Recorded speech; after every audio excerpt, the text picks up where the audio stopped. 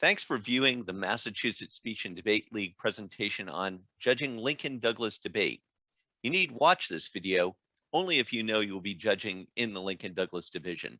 If you're not sure, reach out to your coach or to the tournament staff. If you are new to debate, be sure to first watch Judging Public Forum Debate. That video explains the basics of judging, and much of it applies to judging Lincoln-Douglas debate. The video you are watching now highlights key differences between public forum and Lincoln-Douglas debate. Finally, after watching this presentation, especially if you are new to debate, you might want to seek out our videos explaining electronic ballots using tabroom.com and taking notes during a debate round, also known as flowing. Differences between public forum and Lincoln-Douglas debate fall into two categories. First, there are format differences. Second, there are differences in the types of arguments you might hear. I'll cover each of these topics in turn. First, format. Like the original Lincoln-Douglas debate, after which the event is named, this debate format features one debater on each side, unlike public forum, which features two-person teams. Also in contrast to public forum debate, which uses a coin flip to determine which side will defend each side of the resolution and which team speaks first, there's usually no coin flip in Lincoln-Douglas debate, at least until late in the tournament, when the event reaches the so-called elimination rounds, like quarterfinals or semifinals. Instead, for most of the competition, tournament administrators assign each side the two debaters will defend in each debate round. And in Lincoln-Douglas debate, the debater affirming the resolution always speaks first. With that in mind, here's the sequence of speeches in a Lincoln-Douglas debate. The round starts with the affirmative speaker delivering a 6-minute case that lays out their initial position. Then, the negative speaker cross-examines the affirmative speaker for 3 minutes. Note that in contrast to a public forum debate cross-examination, in which the two participants take turns asking each other questions, in Lincoln-Douglas debate, the cross-examination period is one way. That is, one debater asks all the questions, and in this first cross-ex, it is the negative speaker asking questions of the affirmative speaker. Next, the negative delivers a 7-minute speech. That speech will have two parts. First, negative will deliver their prepared case that lays out the negative's initial position. That usually takes 3 or 4 minutes, although there's no rule saying how long the case must be.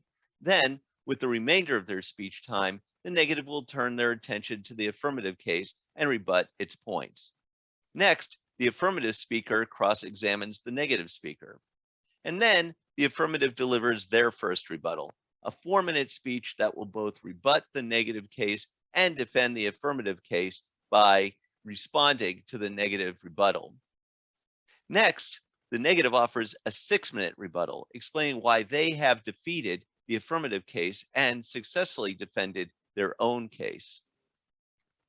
Finally, affirmative concludes the debate with a 3-minute second rebuttal. During the debate, each debater gets a bank of 4 minutes of preparation time. Note that the debaters must introduce all new arguments during the first part of the debate, that is, before the first affirmative rebuttal. Following that point, there should be no new arguments. You should disregard any argument that does not stem from points the debaters have already introduced. The information I just provided will also appear on the ballot you receive, usually on the right side. Page down a bit if you don't see it. Turning to speaker points, remember that in public forum, speaker points run from 25 to 30, and that you can award half points like 28.5. At most Massachusetts tournaments and many national circuit tournaments, the point scale for Lincoln-Douglas debate also ranges from 25 to 30. But judges can award scores in 10th point increments. So a score of 28.2 would be fine in Lincoln-Douglas debate. The Lincoln-Douglas scale has somewhat different descriptors than what we use in public forum. Although if you ever compare the two scales, you'll see that they are substantively similar. For example, in Lincoln-Douglas debate, a score of 29.5 to 30 means, I wish I could frame your speeches. It's hard to imagine a better speaker. A score of 29.1 to 29.4 means you left no doubt about who won and are better than most debaters at this tournament. and so on. There's no need to take down this information right now, and it could change a bit in the future. Most tournaments will make the point scale available to you, usually in an online document or on the ballot itself on the right side. You can talk to your team coach or to the tournament staff to find out more. So, a quick review on the Lincoln Douglas format, focusing on how it differs from public forum. First, Lincoln Douglas has one debater on each side. Second, there's usually no coin flip to determine sides in Lincoln Douglas. And as for speaking order, affirmative always speaks first. Speech times are different from speech times in public forum. You can find them on the ballot. And finally, the Lincoln Douglas speaker point scale goes by tenths rather than half points. And there are other differences. Consult the ballot. But the most important and most interesting difference between Lincoln Douglas debate and public forum debate is the type of arguments you might hear. That's what the rest of this video will discuss. Before getting into Lincoln Douglas argumentation, here's a quick review of how public forum argumentation works. Here are typical resolutions. Resolved. In the United States, the benefits of increasing organic agriculture outweigh the harms. Resolved. On balance, Turkey's membership is beneficial to the North Atlantic Treaty Organization. Resolved. The federal government should adopt the Medicare for All Act of 2019. As for the types of arguments you will hear, note that each resolution asks you to compare two worlds. For example, the first resolution compares worlds with and without increasing organic agriculture in the US. The second resolution compares worlds with and without Turkey in NATO. And the last resolution compares worlds with and without the 2019 Medicare for All Act. Moreover, public forum resolutions usually ask the debaters to demonstrate that their side of the resolution, their world, is the better world. And the arguments are structured like this. Let's say that we're debating the Medicare for All topic. In the pro world, we adopt Medicare for All, or MFA. Then pro presents a link story. For example, with Medicare, people go to the doctor more.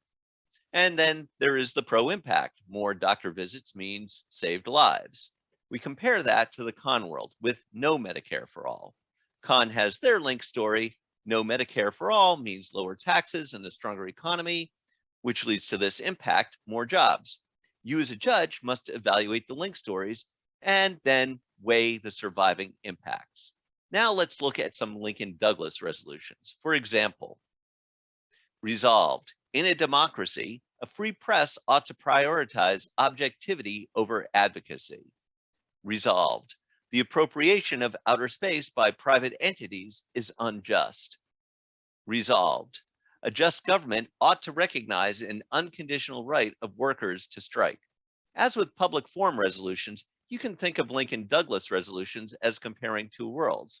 With the first resolution, a free press that prioritizes objectivity versus one that prioritizes advocacy. The second, a world with appropriation of outer space by private entities versus one without that appropriation. Or with the third, a world with an unconditional right to strike versus one that does not have that right. But unlike public forum, Lincoln Douglas resolutions often include the verb ought, or a declaration that something is just or unjust. In Lincoln Douglas debate, those words suggest an imperative. That is, that the action on one side of the resolution is ethically superior to the action on the other. For that reason, Lincoln Douglas debaters argue over not just the consequences that ensue from the worlds on each side of the resolution, but also over what kind of consequences you as the judge should prioritize. What I'm going to describe now is what that looks like in a Lincoln Douglas debate round. Let's say that we're debating the free press topic. So we have our AF world, which prioritizes objectivity, and the neg world, which does not. But instead of jumping immediately to the consequences, a link chain, as we did in public forum, each side first sets out a value. That is, what they claim to be the most important goal in the round. Because the value represents the end goal in the round, I'll be putting the values for each side all the way to the right in this figure. What values might each side advocate for? Well, AF might argue that the most important value is lives, because people who are not alive cannot enjoy any other benefits. Neg might argue that justice is the most important value, and negative might define justice to mean that society minimizes the gap between its best and worst off members. Negative might argue that improving the relative condition of those worst off in society should be the most important value in the round because, they might claim, that is the purpose of democracy. Next, each side could lay out a link story and a series of contentions connecting their respective sides of the resolution to their value. AF might, for example, argue that objective reporting produces a more educated populace, and a more educated populace elects more competent government officials. Those more competent officials enact policies that save lives. Neg might argue that advocacy increases popular understanding of the plight of the disadvantaged in society, and that understanding ultimately leads to support for policies that help that group. To build a more compelling connection between their side of the resolution and their value, many Lincoln Douglas debate cases include a so-called value criterion in their line of argumentation. Here's how that works. We again have the AF world and neg world, that is, their respective sides of the resolution at the far left in this figure, and we had the values for each side at the far right. Instead of connecting them directly, debaters can present a value criterion. The value criterion can be thought of as an action that reliably promotes the value. A debater might even argue that their value criterion is the best way to promote their value. For example, AF might argue that for their lives value, the most appropriate value criterion is the enacting of good public health policies, like more vaccination, because there is a concrete, well documented connection between good public health policies and saving lives. Negative might argue for a value criterion of more government social spending, because more social spending concretely helps those members of society who are most disadvantaged. Now, each debater can introduce their contentions, their link stories, and tie their side of the resolution to their value criterion. And that firmly ties their side of the resolution to their value. For example, AF might argue that objective reporting increases the public's faith in science and leads to the enactment of good public health policies. Neg might argue that advocacy promotes popular support for social spending and hence more social spending. The structure of these arguments suggests a variety of tactics. For example, Neg might argue that their value, justice, comes before lives, and hence that if the negative successfully defends its link story, Neg should win the round, even if the AF also successfully defends their link story. Or negative might argue that not only does their value criterion tie into their value of justice, but it also achieves the affirmative value of lives. That is, negative could argue that more social spending promotes both justice and the goal of saving lives. Negative might then attack the affirmative link chain, that is, the affirmative contentions, and argue that the best way to achieve both justice and saving lives is by negating the resolution. In summary, as a Lincoln Douglas judge, ask yourself, which value is superior? Do the debaters show that their respective value criterions do indeed promote their values? And do the link stories hold up? Does each debater show that their world promotes their value criterion and hence their value? Thanks again for judging Lincoln Douglas debate.